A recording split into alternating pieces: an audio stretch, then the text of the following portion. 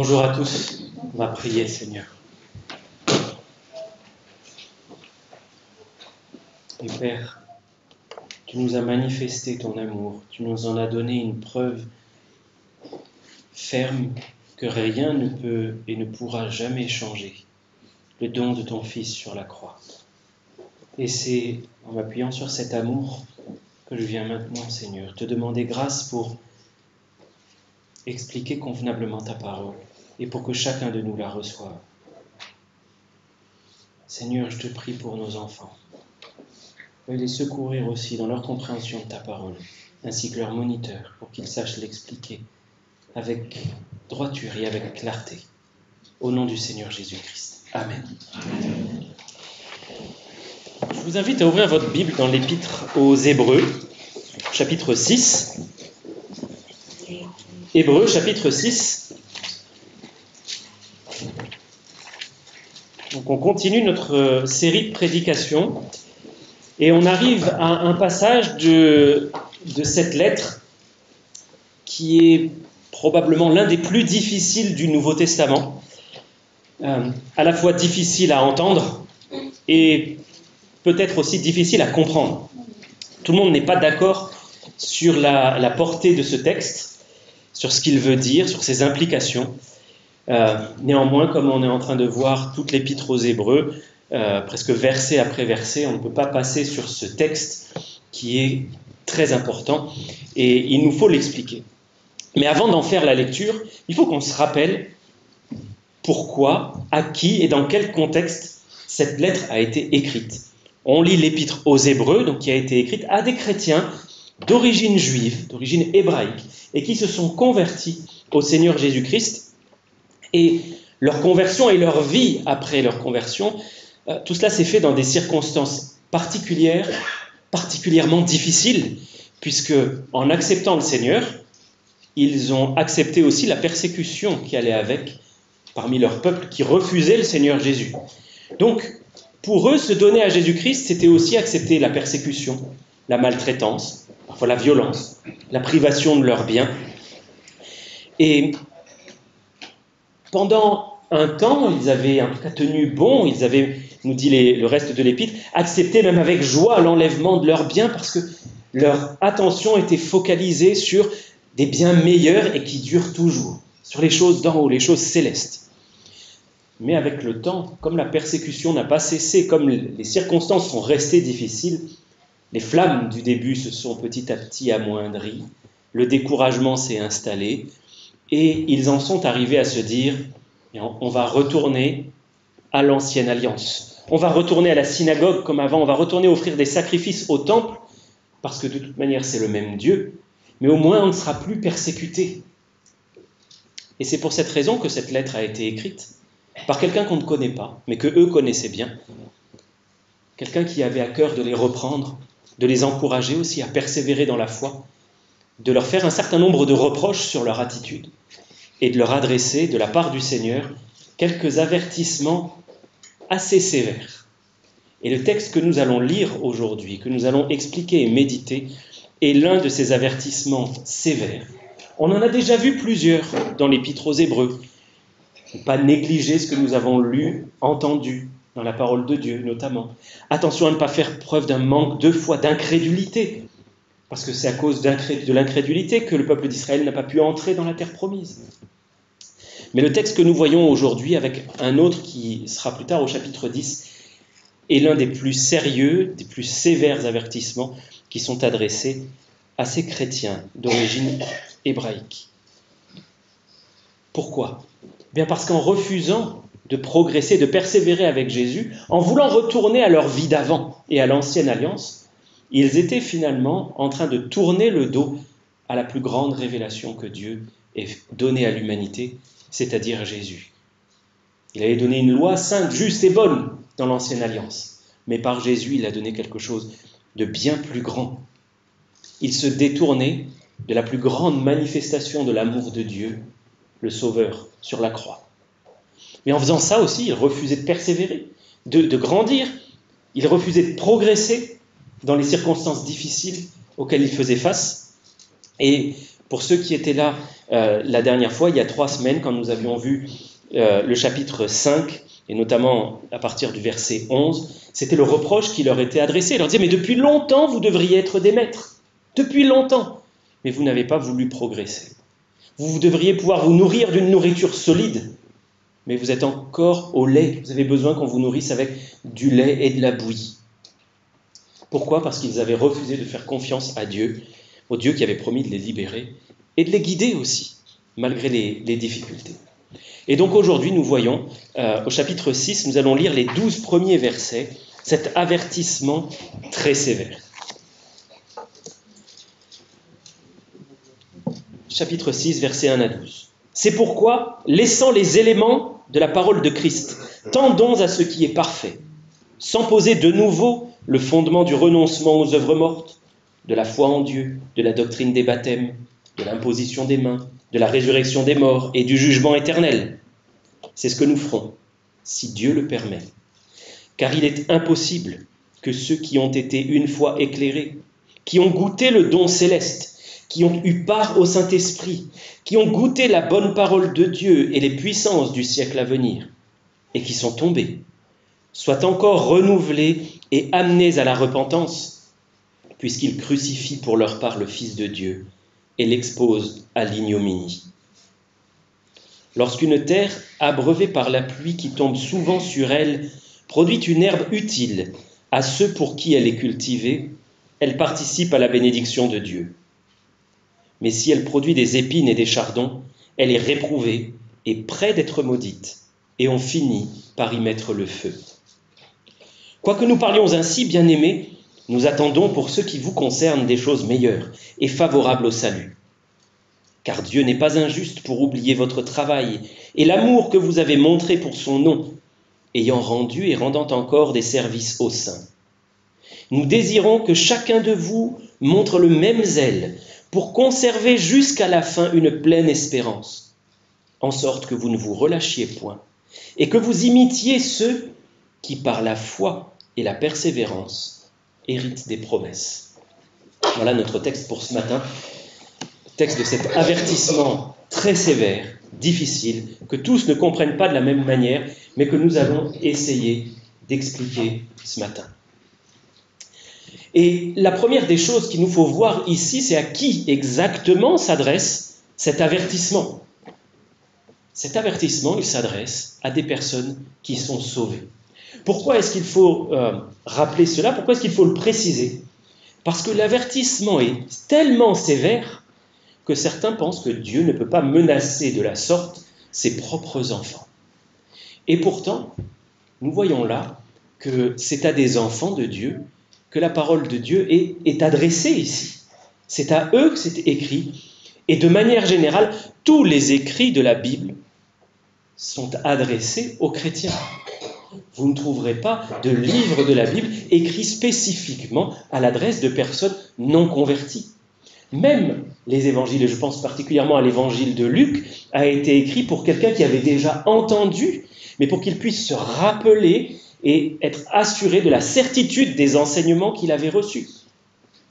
Donc c'est à des chrétiens que ce texte est écrit, et remarquez comment ils sont décrits à partir du verset 4. Il est question de ceux qui ont été éclairés, de ceux qui ont goûté le don céleste, qui ont eu part au Saint-Esprit, et littéralement, là, le texte grec dit de ceux qui sont devenus les compagnons du Saint-Esprit, ceux qui ont goûté la bonne parole de Dieu et les puissances du siècle à venir. Si ce n'est pas la vie d'un chrétien qui est décrite ici, de qui est-ce la vie ? Est-ce que nous pourrions dire qu'un non-converti, quelqu'un qui est incroyant, qui ne connaît pas le Seigneur, peut être décrit de cette manière ? À aucun moment dans l'Écriture, nous ne voyons quelqu'un qui ne connaît pas le Seigneur être décrit avec ces termes-là. Si vous regardez dans Éphésiens 2, les versets 1 à 3, voilà comment l'apôtre Paul décrit ceux qui ne connaissaient pas Dieu. Éphésiens 2, versets 1 à 3, il en parle comme étant morts dans leurs offenses. Les offenses et des péchés dans lesquels ils marchaient autrefois, selon le prince de la puissance de l'air, qui est Satan. de l'esprit qui agit maintenant dans les fils de la rébellion. Donc il est question de personnes mortes, offensantes, pécheresses, rebelles, asservies à Satan, au verset 3, qui marchent selon les convoitises de la chair et les volontés de la chair et de leurs pensées, et des personnes qui sont appelées enfants de colère. On voit que le vocabulaire utilisé dans la parole de Dieu pour parler des non-croyants n'a rien à voir avec celui qui est utilisé ici, dans ce texte de l'Épître aux Hébreux, qui décrit des personnes qui ont connu le Seigneur Jésus, qui ont marché avec lui. J'ai souligné que lorsque dans ma version il est question de ceux qui ont eu part au Saint-Esprit, le texte grec dit ceux qui sont devenus les compagnons du Saint-Esprit. Et que nous dit la parole de Dieu ? Dans Romains 8,9, il nous dit que si quelqu'un n'a pas l'Esprit de Christ, il ne lui appartient pas. Donc il s'agit de personnes qui ont l'Esprit de Christ et qui appartiennent à Jésus. Donc ce sont des personnes sauvées dont il est question ici dans ce texte. Ce sont des personnes sauvées que Dieu avertit, j'ai envie de dire menace de la sorte. Oui, ce sont des personnes sauvées, mais ce sont aussi des personnes coupables.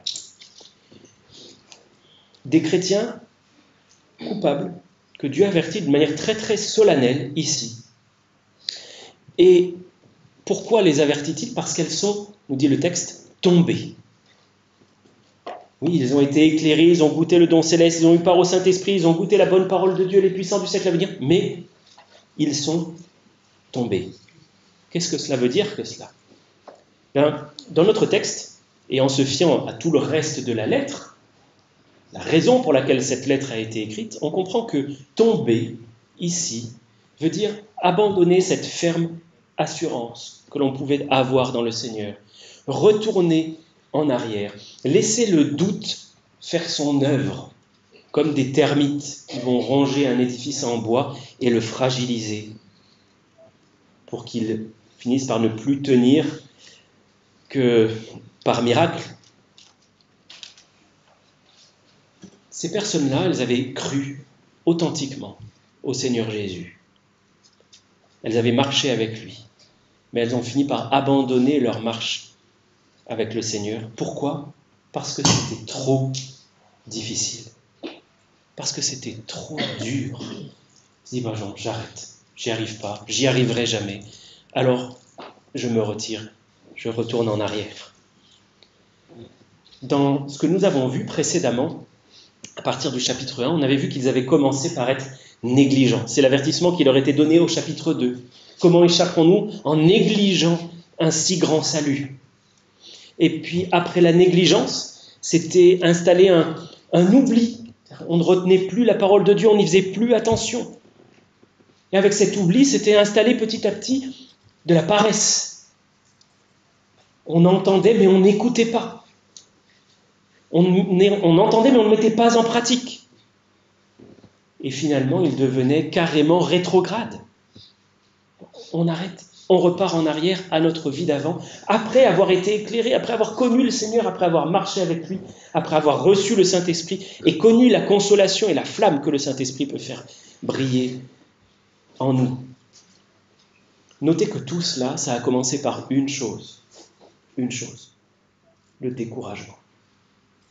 Parce que ce découragement n'a pas été traité par la foi, une foi ferme et résolue, dans la parole de Dieu, dans les promesses du Seigneur. Petit à petit, de découragement en paresse, en oubli, on devient rétrograde et on jette le Seigneur derrière soi. Alors, supplions le Seigneur. Lorsque nous faisons face au découragement, supplions, intercédons, prions, crions au Seigneur. Frappons parce qu'il va nous ouvrir. Demandons parce qu'il va nous répondre. C'est sa promesse. Et dans notre texte, pour y revenir, Dieu prévient que ceux qui sont tombés de la sorte, ils ne peuvent plus être renouvelés et ils ne peuvent plus être amenés à la repentance. C'est sévère, c'est solennel, c'est très sérieux. Mais je voudrais expliquer ce que cela veut dire. Pourquoi est-ce que des personnes qui seraient tombées de la sorte ne pourraient plus être renouvelées dans leur foi et amenées à la repentance?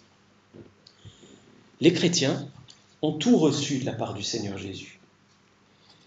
Ils ont reçu celui qui est, selon cette épître, plus grand que les anges, le plus grand messager que Dieu ait jamais accordé à l'humanité, et il n'en accordera pas d'autre. Ils ont en Jésus-Christ un frère qui leur a été donné de la part de leur Père céleste. Ils ont en Jésus-Christ le repos de la foi et la paix du cœur. Ils ont en Jésus-Christ le secours de la parole de Dieu qui est vivante et efficace, plus tranchante qu'une épée à double tranchant. Ils ont en Jésus-Christ le secours du grand prêtre, celui qui vient offrir pour eux des sacrifices. Et le sacrifice, c'est lui-même. Il vient se donner, il est le grand prêtre, le grand sacrificateur, qui vient expier les péchés de son peuple. En Jésus-Christ, ils ont le secours du Saint-Esprit. Jésus n'a-t-il pas dit « Je m'en vais vers le Père pour vous envoyer le Saint-Esprit, et cela vous est avantageux que je m'en aille. » Cela vous est avantageux que vous ayez le Saint-Esprit parce qu'il sera en vous, il demeurera en vous, il va vous annoncer toute la vérité, il va vous conduire dans les voies du Seigneur, il va vous rappeler tout ce que je vous ai dit. Qu'est-ce qu'ils pourraient recevoir de plus, ces chrétiens? Nous, qu'est-ce que nous pourrions recevoir de plus? Ces personnes-là, elles ne peuvent plus être renouvelées dans leur foi, elles ne peuvent plus être amenées encore à la repentance, parce qu'elles ont refusé tous les moyens de grâce que le Seigneur met à la disposition de ses enfants. La parole de Dieu, non, c'est pas suffisant. Le secours du Saint-Esprit, non, c'est pas suffisant. Avoir un frère compatissant et miséricordieux dans les cieux, non, c'est pas suffisant. Un grand prêtre qui a expié tous mes péchés et qui se tient encore, qui intercède pour moi devant Dieu, non, ce n'est pas suffisant. Eh bien, après avoir épuisé tous les recours, tous les moyens de grâce que le Seigneur met à la disposition de ses enfants, que leur reste-t-il donc? Plus rien. En Christ, Dieu nous a tout donné. Si nous refusons Christ, que nous reste-t-il? Plus rien. C'est pour ça qu'il est impossible que ces personnes soient encore amenées, renouvelées dans leur foi. Elles ont refusé d'être ramenées à la repentance. Elles ont refusé d'être renouvelées dans leur foi. Elles ont refusé de revenir à la bergerie. Maintenant, après avoir connu Christ, ces chrétiens font demi-tour. Ils retournent en arrière, ils retournent au sacrifice de l'Ancien Testament, qui pour nous serait l'équivalent de retourner à une ancienne religion qu'on aurait pu quitter pour embrasser Christ, ou retourner au plaisir du monde qu'on avait abandonné, parce que Christ nous semblait soudainement bien plus désirable que les plaisirs du monde. Et ces chrétiens ont non seulement fait cela, mais ils ont endurci leur cœur, en disant non, non, non. On refuse de continuer avec Jésus parce que c'est dur, parce que Jésus demande nos vies, demande nos cœurs, qu'on ne veut pas donner nos vies, qu'on ne veut pas donner nos cœurs. Dans notre texte, il nous est dit que, pour leur part, ils crucifient le Fils de Dieu et ils l'exposent à l'ignominie. Qu'est-ce que cela veut dire? Cela veut dire que ces chrétiens d'origine hébraïque, en retournant vers leurs contemporains, vers les Juifs, ils retournaient vers ceux qui avaient crucifié le Seigneur, vers ceux qui l'avaient exposé à la honte sur la croix. En acceptant de retourner à l'ancienne alliance, ils se faisaient finalement les complices de ceux qui avaient exposé Jésus sur la croix et de ceux qui avaient dit oui, on peut le crucifier. En retournant à leur ancienne vie, ce qu'ils disent, c'est que oui, Jésus, finalement, on aurait pu le crucifier puisque ça ne change rien. Ils font l'exact inverse de ce qu'ont fait les premiers chrétiens le jour de la Pentecôte. On va regarder ensemble dans Acte 2. Les versets 22 et 23 d'abord, Acte 2, 22 et 23.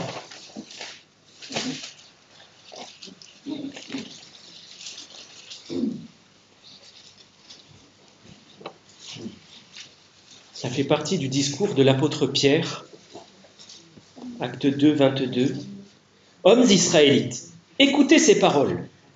Jésus de Nazareth, cet homme à qui Dieu a rendu témoignage devant vous, par les miracles, les prodiges et les signes qu'il a opérés par lui au milieu de vous, comme vous le savez vous-même. Cet homme, livré selon le dessein arrêté et selon la prescience de Dieu, vous l'avez crucifié, vous l'avez fait mourir par la main des impies. Maintenant, regardez leur réaction à ces gens à qui l'apôtre Pierre s'adresse au versets 37 et 38. Après avoir entendu ce discours, ils eurent le cœur vivement touché. Et ils dirent à Pierre et aux autres apôtres, « Hommes frères, que ferons-nous » Et Pierre leur dit, « Repentez-vous et que chacun de vous soit baptisé au nom de Jésus-Christ pour le pardon de vos péchés et vous recevrez le don du Saint-Esprit. » Voilà des hommes, des femmes qui sont saisis par la culpabilité parce qu'ils ont compris qu'ils ont crucifié le saint et le juste. Ils veulent se repentir et même donner leur vie publiquement après avoir conspué Jésus, après l'avoir hué pendant le chemin de la croix, après s'être moqué de lui alors qu'il pendait là, sur ce bois. Ils disent non, on a eu tort, on veut retourner vers lui, on veut venir vers lui maintenant, on veut se repentir. Les chrétiens à qui cette lettre est écrite, l'Épître aux Hébreux, font exactement le chemin inverse. Et c'est le cas de tous ceux qui, après avoir cru, retournent en arrière. Et il est question de personnes qui ont véritablement cru. Certains pensent qu'il n'est pas possible qu'un chrétien puisse faire de telles choses, qu'un vrai chrétien. Et invariablement, la question qui est posée face à de tels textes, c'est « alors il n'est pas vraiment chrétien s'il retourne en arrière, s'il abandonne le Seigneur ». L'idée qu'il y a derrière cette question, c'est qu'un chrétien ne peut pas pécher gravement. Pas aussi gravement, en tout cas. Un chrétien, il peut pécher, mais de manière légère, des péchés qui ne sont pas graves, entre guillemets. C'est l'idée qu'il y a derrière cette question. Il n'est pas chrétien, alors. Le chrétien ne pourrait pas se détourner de Jésus.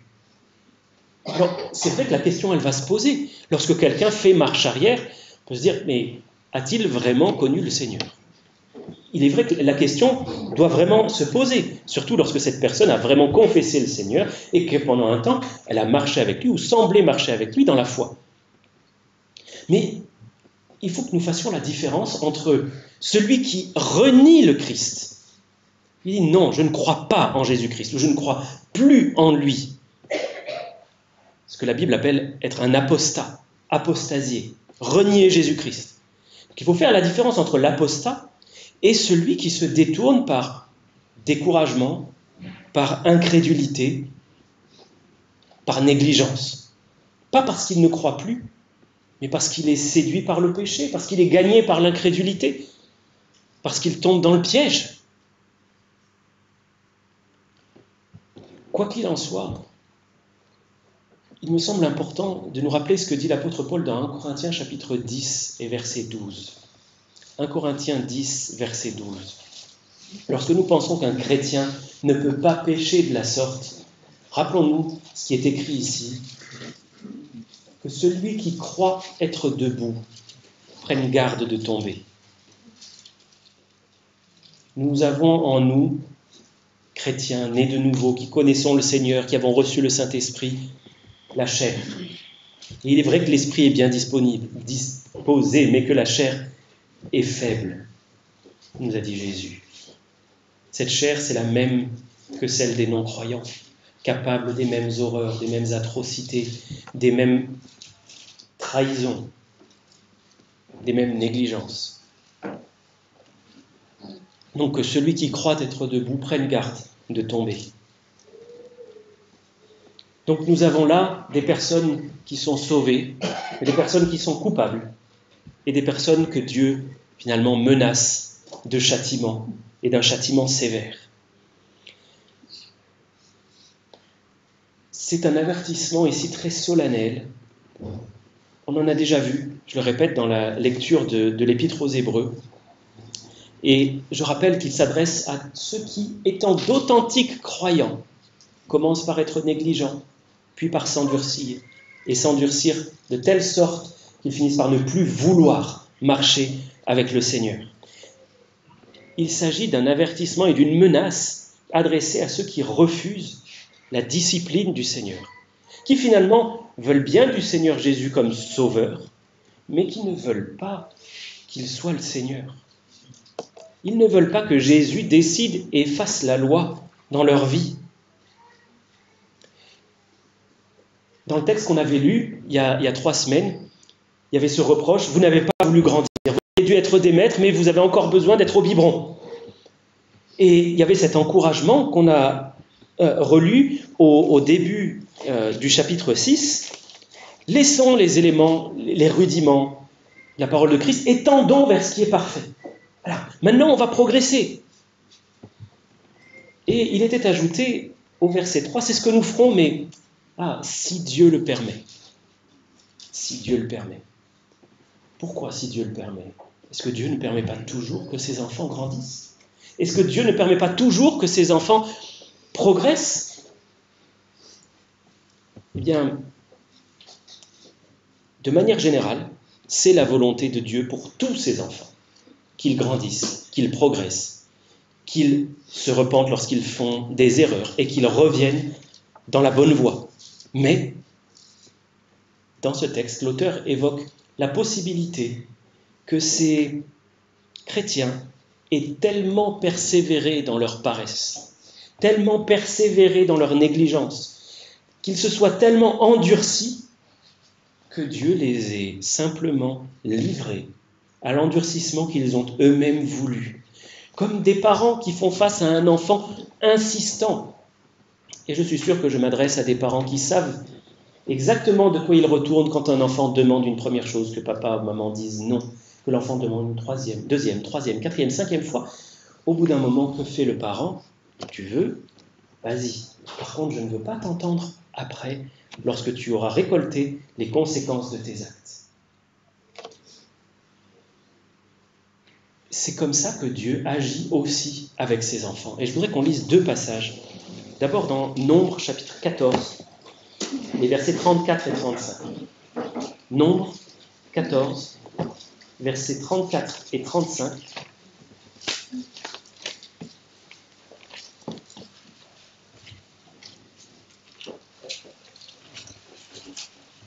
C'est ce que Dieu dit à son peuple après que des explorateurs, des espions soient allés parcourir la terre promise. En effet, un rapport dans le pays est magnifique, mais 10 des 12 espions ont dit non, on ne peut pas y aller, il y a des géants, on va mourir, Dieu veut nous faire mourir.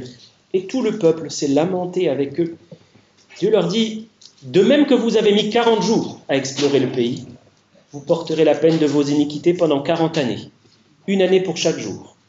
Et vous saurez ce que c'est que d'être privé de ma présence. Moi, l'Éternel, j'ai parlé.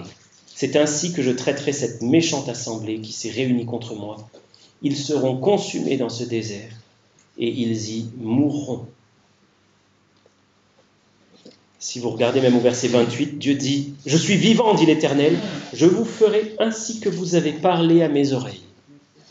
Vous l'avez voulu, vous l'aurez. » Le deuxième texte que je voudrais que nous lisions se trouve dans le livre des Juges au chapitre 10, versets 11 à 14. Juges, chapitre 10, versets 11 à 14.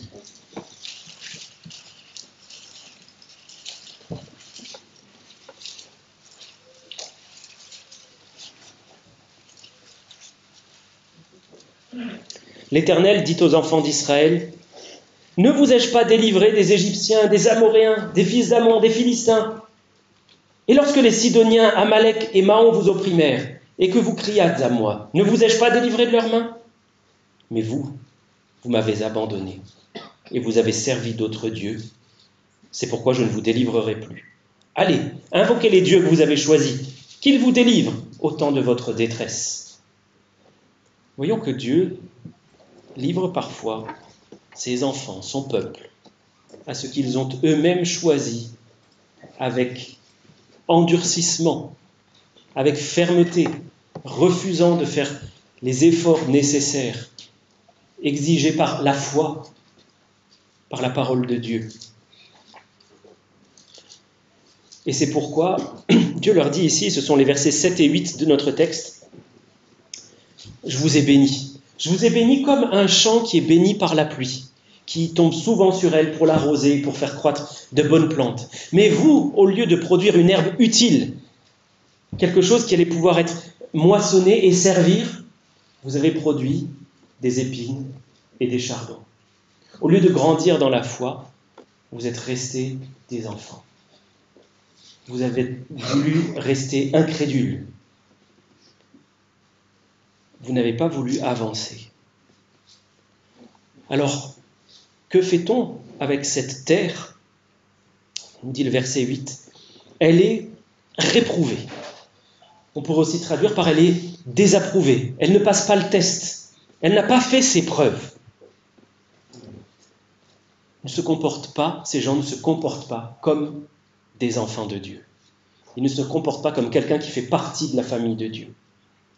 Il nous est dit aussi que cette terre est près d'être maudite. Le grec ne dit pas qu'elle est maudite. Il est bien dit près d'être maudite. Se comporte comme ceux qui sont finalement sous la malédiction. Comme ceux qui n'ont pas connu le Seigneur Jésus-Christ. Ils ne seront pas livrés à la malédiction parce que Dieu ne livre pas ses enfants à la malédiction. Celui qui a porté la malédiction, c'est Jésus qui a été fait malédiction pour nous. Et Dieu reste juste.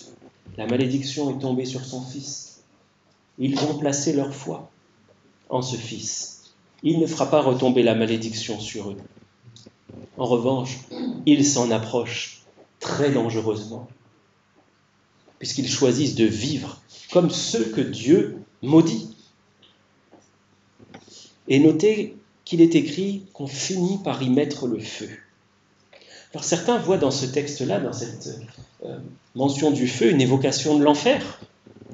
Mais n'oublions pas que le feu, là, c'est une image qui est employée pour décrire ce que l'on va faire au champ.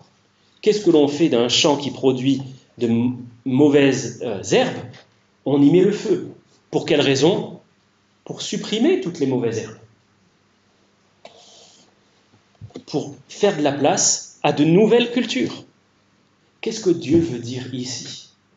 Qu'il est prêt à allumer le feu dans la vie de ses enfants les plus récalcitrants pour brûler tout ce qui s'y trouve, d'épines, de ronces, de chardons, de ce qui empêche la vraie parole de produire des racines et de grandir. Dieu est prêt à nous placer dans des épreuves d'une telle intensité que nous ne pourrions pas y échapper, en aucun cas. Pourquoi ? Parce qu'il désire que cette terre produise de bons fruits. C'est ce que Dieu a encore et toujours en tête pour son peuple. Dieu n'a pas changé d'avis. Il n'a jamais décidé et ne décidera jamais de livrer ses enfants, ceux qu'il a payés si chèrement à l'enfer. Rendez-vous compte, il a donné son Fils, l'unique Dieu lui-même, est venu payer de sa vie le rachat de ses ennemis. Est-ce que maintenant qu'il les a rachetés, il les livrerait à la perdition ? Non. Par contre, Dieu dit dans le prophète Ésaïe, il n'y a pas en moi de colère, mais si je trouve des épines et des ronces à combattre, je les consumerai toutes ensemble, à moins qu'on ne fasse la paix avec moi, à moins qu'on ne me prenne pour refuge, dit le Seigneur. Donc, à moins qu'il y ait un véritable demi-tour, un retour vers le Seigneur se tient prêt à allumer dans la vie de ses enfants le feu de la fournaise de l'épreuve, pour que ces épines disparaissent et qu'une terre soit laissée vierge et prête à porter des fruits utiles. C'est une discipline qui est sévère, mais juste. Au chapitre 12, il y aura l'exhortation à accepter la discipline de Dieu, à ne pas s'effrayer des châtiments du Seigneur, à ne pas perdre courage lorsqu'il nous reprend. Pourquoi ? Parce que cette discipline du Seigneur, elle produit plus tard, pour ceux qui l'auront subi, un fruit paisible de justice. Parce que ça reste ce que Dieu veut, ce que Dieu désire. Même au travers des plus terribles épreuves, Dieu n'a pas d'autre ambition que de nous rendre saints. Parce qu'il a dit, vous serez saints, car je suis saint. La sainteté, c'est la marque de fabrique, c'est la marque de notre maison. Et voilà pourquoi je suis prêt à aller jusqu'à l'extrémité avec vous. Je crois toutefois que cette extrémité peut prendre des proportions dramatiques, et Dieu le montre dans la vie de certains de ses disciples en sanctionnant leur mauvaise conduite par la mort sur cette terre. C'est le cas d'Ananias et Saphira qui ont été l'objet d'un châtiment exemplaire de la part de Dieu pour un mensonge. Ils ont été tués par le Seigneur lui-même. C'est le cas aussi des disciples de l'église de Corinthe, que Dieu rendait malades, parfois jusqu'à la mort, en raison de leur mauvaise conduite, et d'une mauvaise conduite persistante, déshonorante. Et nous terminons avec cela, il y a dans notre texte une note d'espoir. À partir du verset 9, il dit « Quoique nous parlions ainsi, quoique nous soyons tenus de brandir la menace divine, qui est sérieuse, qui est vraie, nous attendons pour vous des choses meilleures. » Pourquoi ? Parce que Dieu n'oublie pas ce que vous faites. Oui, il y a des choses qui nécessitent un réajustement sérieux, ferme dans votre vie, que vous ne devez pas négliger à aucun prix. Mais il y a aussi de bonnes choses et Dieu ne les oublie pas. Et remarquez que lorsque Dieu reprend son peuple, il ne néglige jamais de leur adresser aussi un encouragement. C'est ce qu'il fait dans les lettres aux 7 églises dans l'Apocalypse. Il dit, je sais, je connais tes œuvres, je sais que vous avez détesté le mensonge et que vous avez tenu bon pour la vérité. Oui, mais ce que j'ai contre toi, c'est que...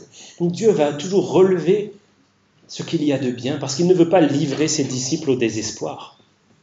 Jamais. Dieu ne nous livre au désespoir.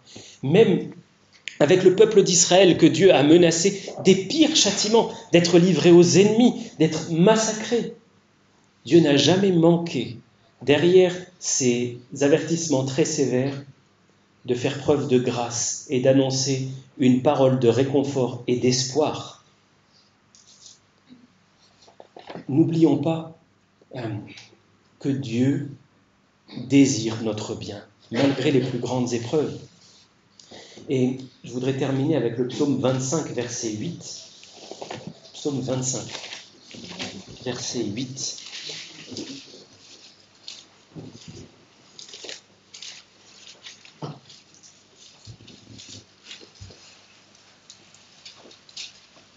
Il est dit « L'Éternel est bon et droit. C'est pourquoi il montre aux pécheurs la voie. » Dieu désire reprendre le pécheur. Dieu ne désire pas que le pécheur meure, mais qu'il vive. À plus forte raison, il ne désire pas discipliner ses enfants. Ceux qui sont parents ici, ou qui ont quelque expérience des enfants, savent à quel point il est pénible, difficile, triste, lourd d'avoir à discipliner ses propres enfants. C'est quelque chose qu'un parent ne désire pas faire. Il ne se réjouit pas. « Oh, chic, je vais donner la fessée. » Si c'est le cas, il faudrait qu'ils viennent me voir un petit peu. Mais un parent est triste de devoir exercer la discipline avec ses enfants. Dieu ne châtie pas volontiers. Ce n'est pas volontiers qu'il afflige et qu'il humilie les hommes. Mais il le fait quand c'est nécessaire. Et ce texte nous dit que Dieu est prêt à aller jusqu'au bout, à l'extrémité. Parce que ce qui est plus important pour lui, ce n'est pas notre vie ici-bas, c'est notre sainteté. C'est le projet que Dieu a pour nous rendre saints, nous rendre semblables à lui. Et c'est pourquoi il nous dit dans notre texte, auquel nous retournons, au verset 12, « Ne vous relâchez point, mais imitez ceux qui par la foi et la persévérance héritent des promesses. » Voilà la direction que Dieu donne. Il montre aux pécheurs la voie, même ces enfants qui se sont détournés de lui. Il désire toujours leur retour, comme le père du fils prodigue attend toujours le retour de son fils, est prêt à se jeter à son cou lorsqu'il revient, à lui mettre un anneau d'or au doigt, à lui revêtir des vêtements propres de ceux qui font partie de la famille de Dieu. Dieu nous attend. Et si vous faites partie de ceux qui ont désobéi au Seigneur, de ceux qui se sont détournés, Ne tardez pas. N'endurcissez pas votre cœur. Si vous entendez sa voix aujourd'hui, revenez à lui. On va prier ensemble.